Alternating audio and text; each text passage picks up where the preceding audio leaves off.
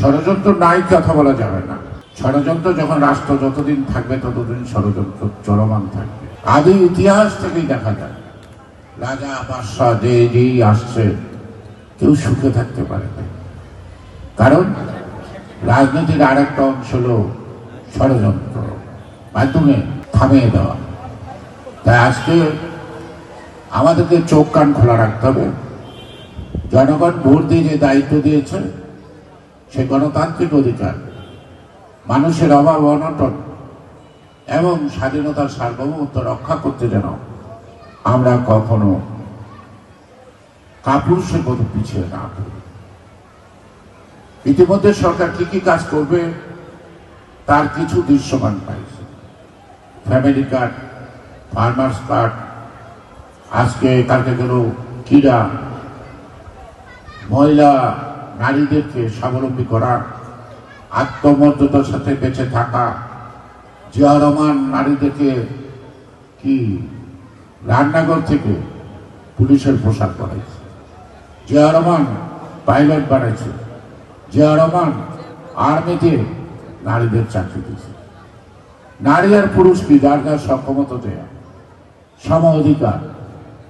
আমরা ধর্মীয় কুসংস্কার, ধর্মে কুসংস্কার নাই, কিছু কিছু মানুষ ধর্মের নামে অপব্যাখ্যা দিয়ে নারীদের দাবিয়ে রাখতে চায়, নারীদেরকে ঘরে আবদ্ধ রাখতে চায়। তার যে চিন্তা চেতনা, তার যে প্রতিভা আছে সেই প্রতিভা সমাজে কাজে লাগাতে চায়।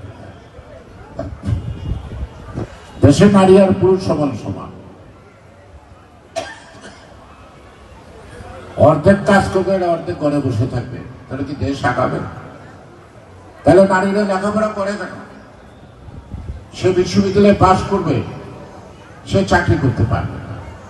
সে কারণেই এই যে কিছু কিছু লোক ধর্মের নামে কারোরে কারোরে ব্যস্ত নিয়ে যায়, নিজেরা ব্যস্ত যাবে কিনা কিন্তু এটা ভাবনা।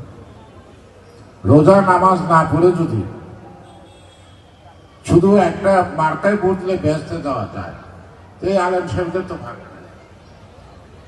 তার নামাজও পড়তে না, ওনাদের নামাজও পড়াইতে না, ঠিক কিনা? তাহলে আল্লাহর বিধানগুলো যদি মানতে হয় তাহলে 5 ওয়াক্ত নামাজ পড়তে হবে, তার পথ অনুসরণ করতে হবে। তারপর আল্লাহ তাআলাই ঠিক করবে কাকে ব্যস্ত দিবে, কাকে দিবে। শুধু কোনো একটা মার্কায় ভোট দিলে যদি ব্যস্ত দেওয়া যায় তাহলে তার মসজিদ মন্দির কিছুর দরকার নেই, তাহলে তো আল্লাহর ইবাদত করার কোনো দরকার নেই। আছে নাকি? একটা ভোট দিয়ে যখন আমি ব্যস্ত দিতে পারবো, এত কষ্ট করি কেন? আমি রোজা রাখি কেন? সে কারণে মানুষকে ধোঁকা দিয়ে বোকা বানিয়ে যারা যারা দেশকে নিয়ে ছিনিমিনি খেলতে চায় তাদের থেকে আমাদের সর্বদা জাগ্রত এবং আমাদেরকে সাবধান থাকতে